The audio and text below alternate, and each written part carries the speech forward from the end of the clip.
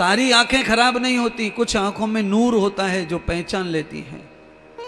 इस शरीर में भी भगवान को पहचानने वाली आंखें हैं, इस शरीर में भी पहचानने वाली आंखें हैं, पर सब नहीं पहचान सकते। कुछ आंखों में ये प्रभाव है। आप सबकी आंखें ऐसी हो जाएं कि आपको भगवान यहीं दिख जाए, पांडाल में, घर में दिख जाए, जिससे सब तन तन तन तन मिट जाए।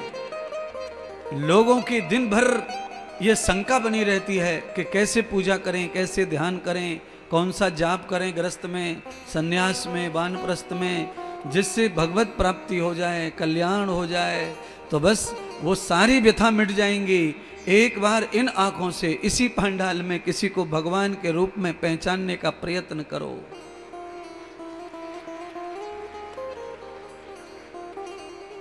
केवल पहचान की भेद है, बाकी तो सब में ब्रह्म समाया ही है।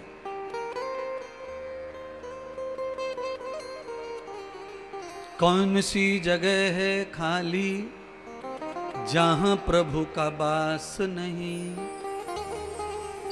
कोई स्थान ऐसा नहीं है जहां प्रभु न व्यापक हो।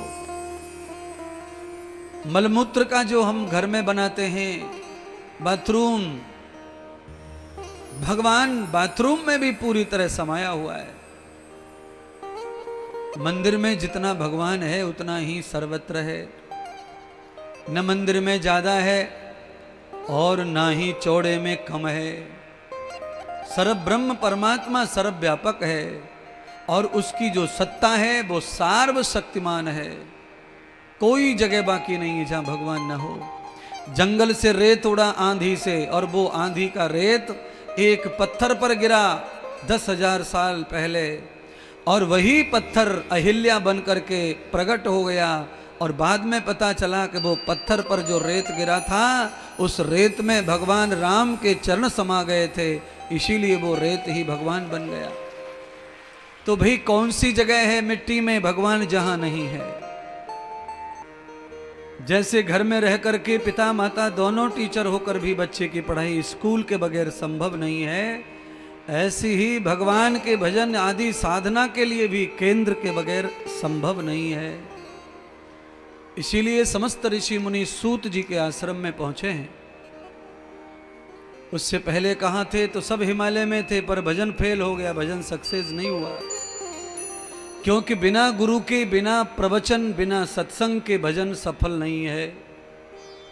बिना गुरु के ज्ञान के ध्यान सफल नहीं है। पहले गुरु फिर भजन शुरू। बिना गुरु ज्ञान के, बिना फिलॉसफी, बिना सिद्धांत के कुछ भी रटते रहो। गुरु कृपा ही केवलम और गुरु कृपा ही मंगलम। गुरु की कृपा ही केवल बहुत है जीवन में मंगल करने के लिए। सब कुछ उसी से प्राप्त हो जाता है। आज श्री गिरधारी नटवर नागर ने ब्रज वृंदावन में सिंहासन पर बैठ करके ऐश्वर्य पा लिया।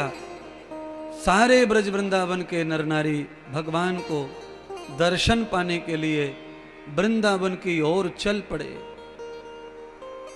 कोई गांव, कोई शहर नहीं रहा जहां दर्शन के लिए नर नारी न दौड़ पड़ रहे हो महाराज।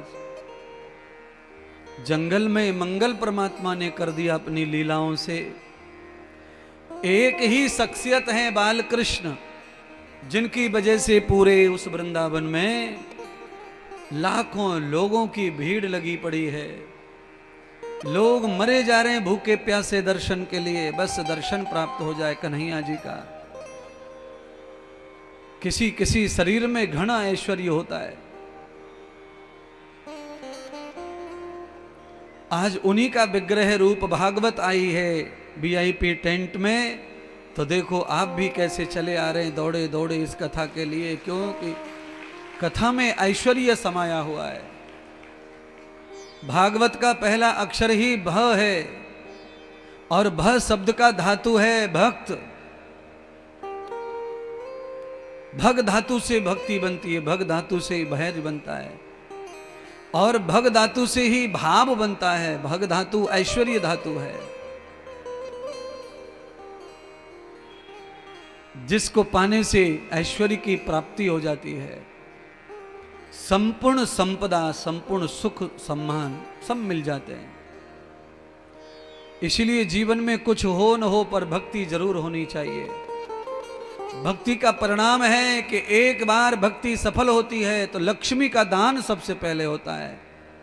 भक्त कुछ दिन संघर्ष करता है, दुखी रहता है, गरीब रहता है, बनते काम बिगड़ते हैं, अनेक उलझने आती हैं, पर अंत में सुख ही सुख आता है, धन ही धन आता है। अमीर होना संभव है भक्ति से, पर देर लगेगी, इतना है क्योंकि था ही नहीं भाग्य में धन। भक्ति की कृपा से भाग्य धन का भी बन जाता है। ऐश्वर्य है ना भक्ति में, इसीलिए जैसे ही भक्ति पूर्ण होती है लक्ष्मी लक्ष्मी हो जाती है।